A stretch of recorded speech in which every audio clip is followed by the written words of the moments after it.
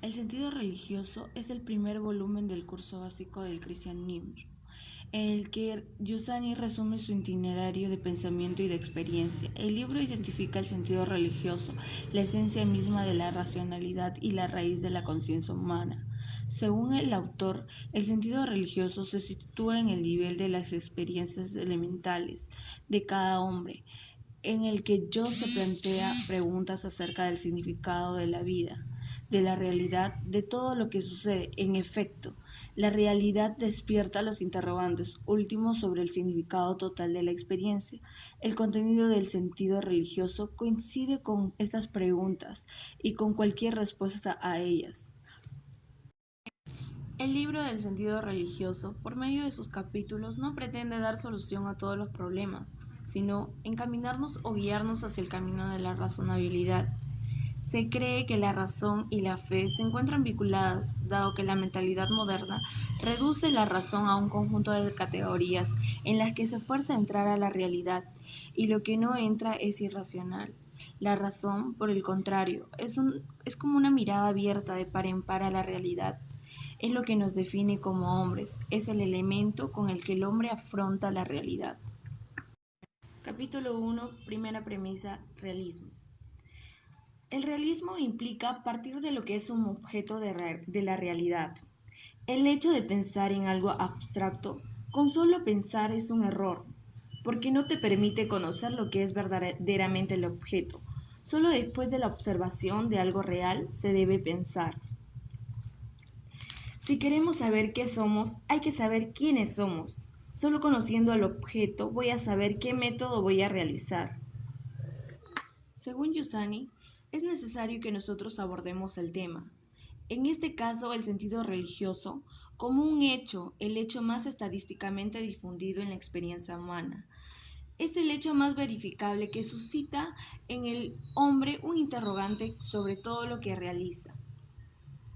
El interrogante del sentido religioso es qué sentido tiene todo. Es un fenómeno humano que pertenece a la persona. Por eso, es sobre sí mismo, sobre quién debo reflexionar. El método es una indagación existencial. La realidad que debo mirar soy yo mismo. Por lo tanto, parto de lo que a mí me pasa, parto de mi experiencia. Mi experiencia exige una evaluación. Experimentar es probar algo, pero sobre todo es entender, descubrir el sentido de algo y emitir un juicio que es esa valoración. El problema es hacer lo que el otro dice sin juzgarlo.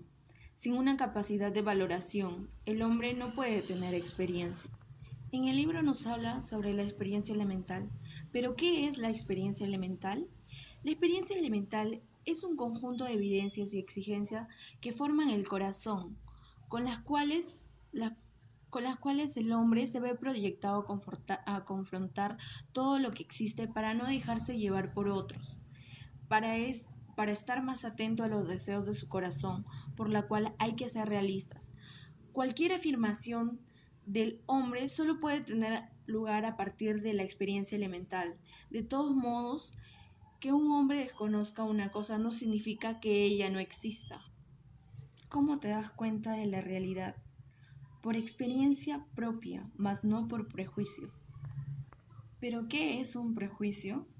Es algo que desconocemos o conocemos poco de algo.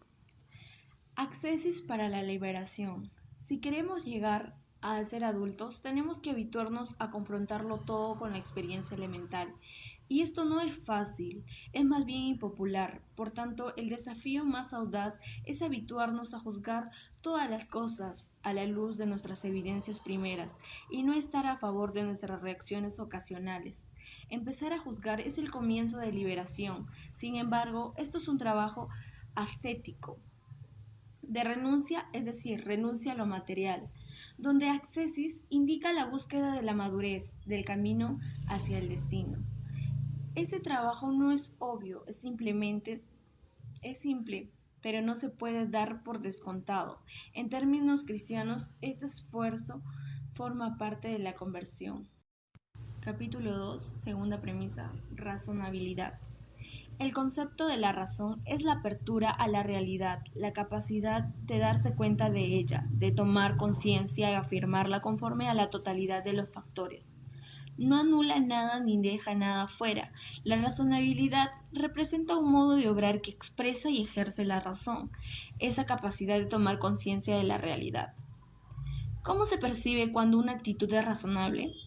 En principio, esta debe dejar entrever sus posibles razones, pero con ello no basta, sino que además deben ser adecuadas. Así, algo es razonable cuando la actitud del hombre manifiesta tener razones adecuadas. La razón consiste en darse cuenta de la realidad y esta relación cognoscitiva debe desarrollarse de modo razonable. Y es razonable cuando los pasos de esa relación representan razones o motivos adecuados y la manera en la razón debe usarse es determinada por la naturaleza del sujeto. Uso reductivo de la razón. Es importante no reducir el ámbito de la razonabilidad.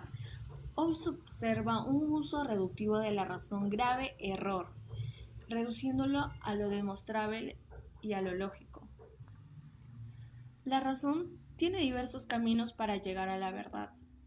Método es un concepto que significa procedimiento y a través de un método o procedimiento cómo se llega a conocer algo. El uso de la razón implica ciertos métodos según el tipo de objeto de que se trate, según el tipo de verdad que se pretenda. Así, si el objeto es matemático, el método o procedimiento es matemático. Si el objeto es científico, el método o procedimiento es científico.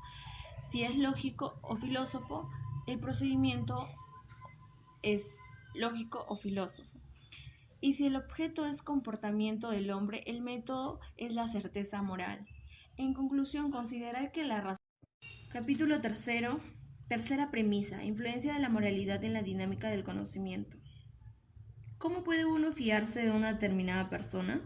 El hecho de fiarse de otra persona introduce un factor importante de actitud en el sujeto que debe fiarse, que designamos en el término usual de moralidad. La razón inseparable de la unidad del yo. Hay una unidad profunda, una relación orgánica entre el instrumento de la razón y el resto de la persona. El hombre es uno y la razón no es una máquina que pueda funcionar por sí sola separada del resto, sino que es inmanente a la unidad de nuestro yo, está orgánicamente ligada con él. La razón ligada al sentimiento. Cualquier cosa que interviene en el horizonte del conocimiento de una persona produce una reacción inevitable e irresistible, una emoción, una conmoción o un cierto estado de ánimo. Y esta reacción, este ser tocados por algo, se llama sentimiento. La moralidad en el acto de conocer. La moralidad consiste en adoptar la actitud que se debe hacer siempre, pero también se puede determinar a su vez por el objeto en cuestión. Se trata de una actitud adecuada y se mantiene en la dinámica del conocimiento de cada objeto, y para que pueda darse un juicio sobre el tema, sobre el que responder. En su aplicación al campo del conocimiento, esta es la moraleja, amar a la verdad más que a uno mismo. Prejuicio. El verdadero problema no es evitar estas ideas, sino situarse frente a los problemas, y la utilización se realiza rápidamente en una imagen de las cosas, sobre un juicio sobre ellas. Este amor a la verdad es un tema que implica un proceso para realizar un trabajo que llama la atención.